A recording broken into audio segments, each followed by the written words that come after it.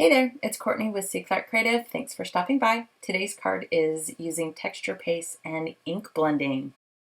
I'm starting with two scrapers, the Nuvo Media Scraper and the Scrapbook.com all-purpose craft scraper, a card panel cut from Neenah Classic Crest Solar White cardstock, and a swirly stencil that I've already prepared with some Pixie Spray. This is a low-tack spray that allows the stencil to stay in place but easily be peeled off of your project. Next, I have the Wendy Vecchi Make Art Station, some Ranger texture paste, and 3 colors of distress Oxide. I have Salty Ocean, Faded Jeans, and Tumbled Glass. So to get started, I'm just placing my card panel and stencil on my Make Art Station. I do not need to use the magnets because of that Pixie Spray. And then I just start with the ink blending using the mini ink blending tool from Ranger. I start with my lightest color, which is the Tumbled Glass. Then I move on to Faded Jeans and Salty Ocean. And then I move back and forth between the colors just a little bit, just to help in that blending, make sure I've got a good mix of the colors across my panel.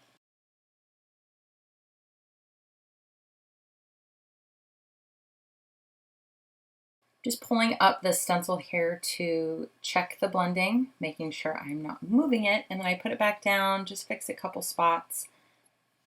It's kind of hard to see with the speed here, but I am using kind of a spinning motion back and forth while holding that tool just to get into these swirly bits. I take a craft towel and wipe up some of the excess ink on the top of the stencil, and then use the smaller spatula to get some of that texture paste at the top and the larger scraper to evenly distribute the texture paste. I remove the stencil carefully and get everything cleaned up really well while that panel dries. It takes about an hour or so for texture paste to dry. And then I move on to trimming that panel down. I've also die cut using some coordinating colors of cardstock. I have Gina K, Blue Denim, and Ocean Mist here. They just matched up with the colors well. Die cut using the Happy Birthday Brush Script dies from Simon Says Stamp. I'm using Scrapbook.com double-sided adhesive to get this card panel onto the card base.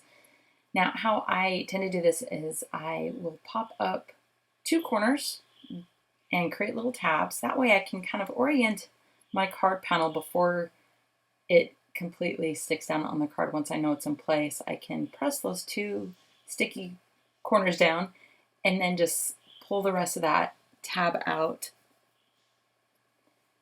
and my card panel is perfectly aligned.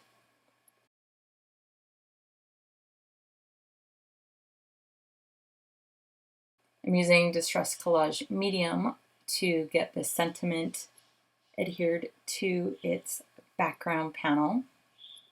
And then I use Scrapbook.com double-sided adhesive shapes on the back of the sentiment to pop it up. And with that, this card's done. Besides the drawing time, it's super fast to put together. I love the custom cardstock panel that basically I created for this card. So hope you like it. Hope you give it a try. Hope to see you again soon. Bye-bye.